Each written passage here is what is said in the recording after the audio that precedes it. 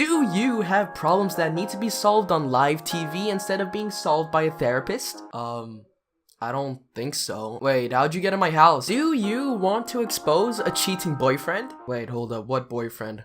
You calling me gay? Did you get someone pregnant and urgently need a DNA test? No comment. Well, you're in luck because I, the great Kibo Almighty, will help you get an appointment on The Jeremy Kyle Show. The one show in the UK that is mainly watched by unemployed women living in council houses they can barely pay for. Well, why do these women like watching this show? Well, obviously, it's for the host, Jeremy Kyle. The man, the myth, the legend, who was ironically in a cheating marriage, will help you with your problems. But I don't have any problems that need to be solved. I have put together a step-to-step guide on how you can get on the show. So without a further ado, let's hop right in. Wait, hold up, I don't want to get on the show!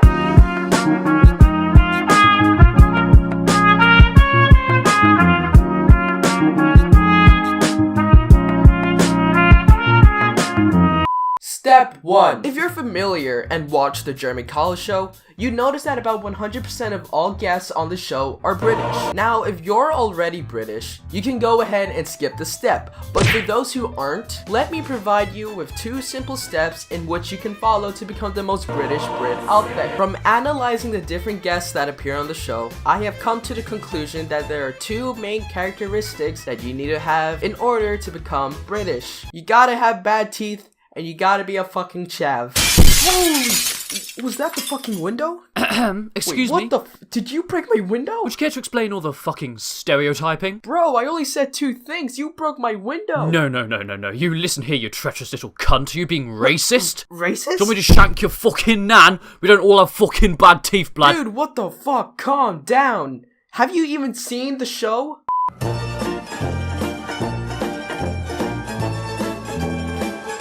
Who are looking at like that? Oh, well, you see, Yeah. Now get out of my studio. Step 2. Once you got the British factor down, what you need next is a reason to get on the show and talk to Jeremy Kyle. In this case, go crazy with a reason. Family problems, economical problems, health problems, anything goes. But to get that extra special treatment, you gotta go intense with it. And to take inspiration, I have this perfect example. Let's have a look at this episode's title. Gay couple find out they are brothers. Okay, in all seriousness though, how does shit like this happen? Like, don't get me wrong, it's a big world out there, but come on! Your job now is to find a problem that tops that. It could be anything really, preferably involving impregnating someone or cheating on someone so you can get the benefits of having a lie detector test or having a DNA test. Make sure it's simple enough to be solved by a therapist, but stupid and ridiculous enough to be shown on TV. Now, why does it need to be stupid and ridiculous enough to be shown on TV? You need to embarrass yourself on live TV, of course. Not only will an overly complicated problem get you on the show, it would provide the audience with entertainment, and it's great to get people to laugh at your expense. Right? Step 3. So, now you're British, and now you got a ridiculous problem. So what you need to do now is get on the show. You may think it's as simple as calling up the show and scheduling an appointment. Well, not really. You have 2 effective ways in approaching this. The first one being contacting Jeremy Kyle yourself, and the second one being showing up unexpectedly. If you decide to call Jeremy Kyle yourself, you have to make yourself sound desperate. Propose your problem to him in a way that would make him cry. Everything you learned in GCSE English literature has prepared you up for this very moment. Or in the case of you not being British or you failing the English GCSE, you have no choice but to show up without notice. Not only will this surprise the audience, it will scare the living fuck out of Jeremy Kyle. Give him a reason to bring out big old security Steve to attempt to kick you out. You so fucking precious when you smile.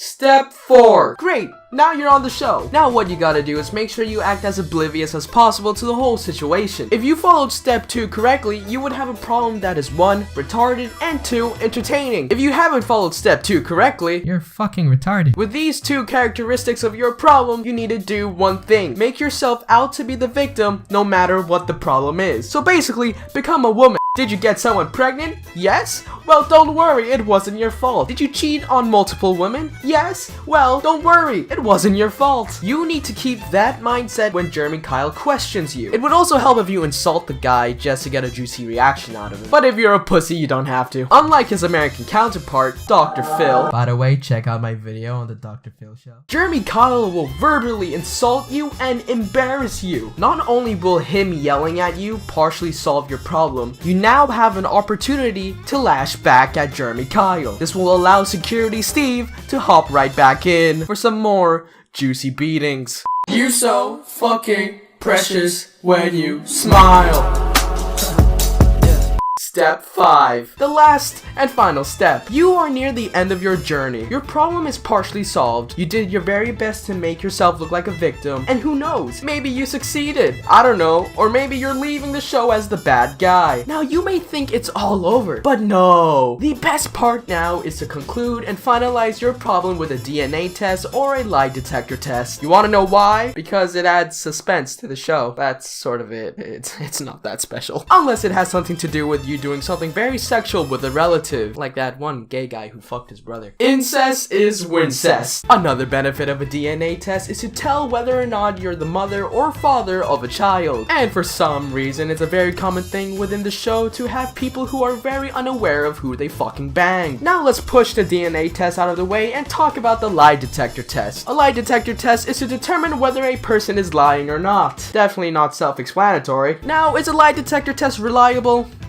I don't fucking know. I don't know how it works. It just fucking works. It adds entertainment to the show. So I'm just gonna say, yes, it's reliable. Now, what can it be used for? Absolutely anything you fucking want. Did Carol cheat on Jim? You don't know? Use a lie detector test. Did Jonathan steal your grandmother's cash? You don't know? Use a lie detector test. Did Sarek steal your Cheerios? Yes, he did. Wait, what? Who let you in? Now, the decision between the two tests will be dependent on the problem and also dependent on what Jeremy Kyle chooses. So, after you got the benefits of both tests or one of each, you're done.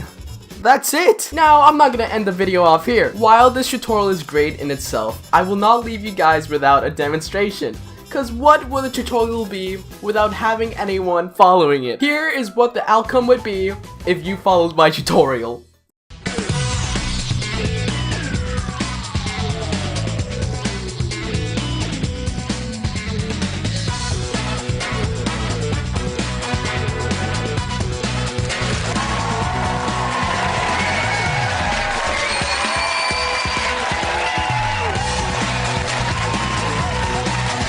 Morning all, thank you my friends. Have a big warm welcome to the Jeremy Kyle Show, the totally legitimate, definitely the Jeremy Kyle Show and nothing else. Today's first guest is Kibo, who's here to discuss his wife cheating on him and having a child that isn't his. They started the relationship over 2 weeks ago, and he is disgusted over the fact that she would go out of her way to claim that the baby is his. Kibo claims the baby isn't, so Kibo is here on the totally legitimate, actual Jeremy Kyle Show. Come on out, Kibo.